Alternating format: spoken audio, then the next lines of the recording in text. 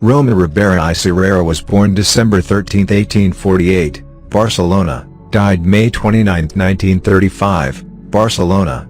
He was a Catalan genre painter. He specialized in contemporary scenes from upper-class social events, rendered in meticulous detail, but also did numerous scenes from life in the 17th and 18th centuries. Once he had established himself, he settled in Paris. At a time when most artists were attracted to Impressionism, he found inspiration in the works of James Tissot and Alfred Stevens. In 1878, he enjoyed great success at the Exposition Universelle. This enabled him to retain Adolphe Goupil as his agent. To maximize his income, he chose to solicit clients from the upper classes, portraying their activities and possessions.